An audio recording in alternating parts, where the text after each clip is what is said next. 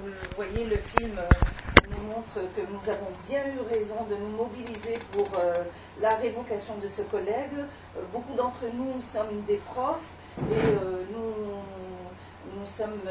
avons un penchant à nous solidariser avec nos collègues, mais quand on voit dans quelle mouvance il évolue, nous sommes bien contents de nous être mobilisés pour aboutir à sa révocation. Et donc je rappelle juste le collectif, je voudrais le féliciter. Donc il s'agit de la Ligue des droits de l'homme avec Daniel et Christian, qui se sont beaucoup mobilisés et qui ont écrit au recteur et qui ont fait en sorte que l'affaire se sache et que la mobilisation médiatique suivie d'une mobilisation citoyenne aboutisse donc à ce résultat. Ensuite, il y a Femmes solidaires, il y a les parents d'élèves avec la FCPE et notamment les parents que nous avons vus dans le film. Il y a les syndicats de professeurs qui sont donc la CGT, la FSU, le SNES, Sud d'éducation solidaire. Il y a voilà, et il y a aussi nos hommes politiques, certains de nos hommes politiques, je crois plutôt de gauche, alors je ne sais pas s'il y a des hommes de droite qui se sont mobilisés pour nous, qui nous ont aidés aussi, qui ont fait marcher leur réseau et qui ont... Monsieur Spagnou, non non, nos hommes politiques locaux qui se sont mobilisés pour, c'est vrai, pour la révocation de ce monsieur, parce que, comme nous avons vu l'inspecteur d'académie, au début, il y avait cette politique du déni. Nous ne savons rien, ça n'a pas été signalé. Ça faisait 5 ans que ce monsieur sévissait, avec ses... peut-être même plus, avec ses propos qui portent atteinte à la neutralité, à la laïcité, aux droits des femmes, qui portent atteinte à l'intégrité de nos enfants, et qui sont aussi des propos négationnistes, parce qu'il était question de la comparaison de l'avortement avec la Shoah. Ça tombe mal pour notre professeur, parce qu'il est négationniste, donc bon, il est un peu... Donc voilà, j'espère que nous allons continuer à nous mobiliser dans les contrées les plus éloignées de France pour ne pas avoir à...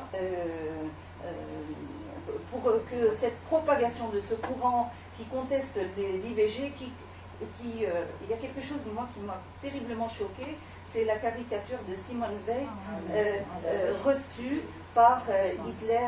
Simone Veil est quand même pour nous un personnage immense, et voilà, la voir salir comme ça, de cette façon-là, c'est vraiment quelque chose d'insupportable. Et donc voilà, il y a l'endoctrinement des enfants que vous voyez ici, et comme nous le savons, tout ce qui vient des États-Unis 10 ans avant, arrive en France 10 ou 15 ans plus tard.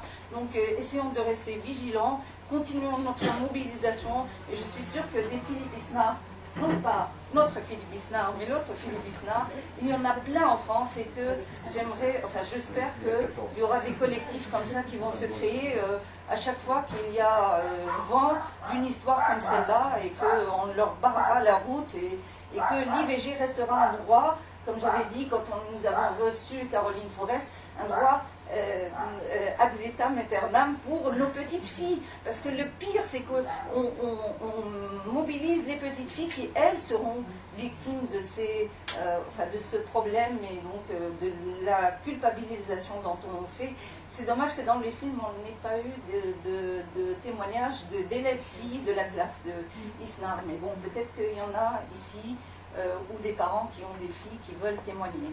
Merci à vous tous, et puis on commence le débat.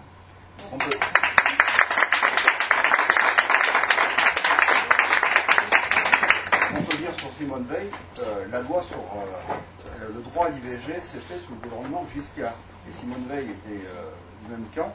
C'est pas, même si actuellement il y a beaucoup plus de gens de gauche qui défendent le droit à l'IVG, il y a également, on n'en a pas vu hélas sur le département, mais on voit aussi des élus et des militants, je dirais, de la droite.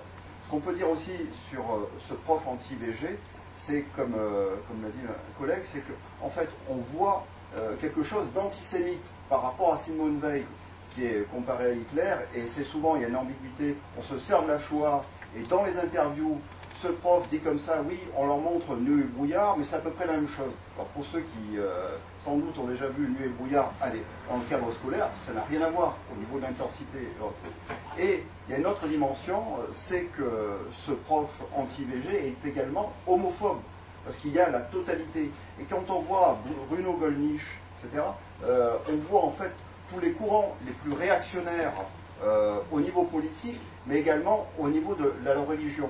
Mais on voit également aux États-Unis, et c'est aussi comparable en France, qu'il y a des mouvements chrétiens, comme Catholic for Choice, c'est-à-dire catholique pour le choix aux États-Unis, qui existent sous d'autres formes, sous d'autres noms, comme Goliath, comme les Parvis, les réseaux du Parvis, ou Témoignages chrétiens, pour ceux qui est un peu plus connu là-dessus, où il y a des personnes qui sont à la fois croyantes et à la fois qui défendent la laïcité, la démocratie.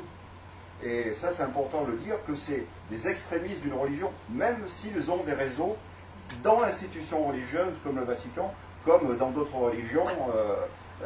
Effectivement, il y a des fractions de religion qui sont dans le fondamentalisme.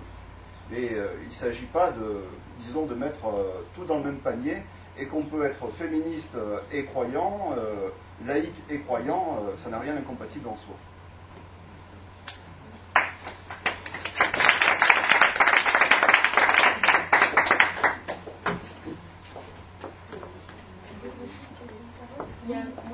Oui, je vais avoir 70 ans.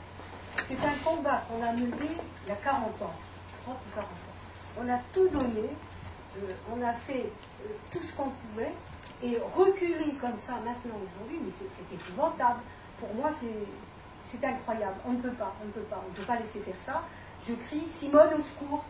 Voilà. C'était elle notre bannière, c'était elle notre drapeau. Je l'appelle au secours. Voilà, il faudrait peut-être qu'elle se manifeste aussi. C'est une chose qu'on ne peut pas laisser faire. C'est marcher sur tout ce qu'on a fait, sur tout ce qu'on a cru, et sur tout ce qu'on a créé, tout ce qu'on a réussi à avoir. Alors, il ne faut pas laisser faire ça.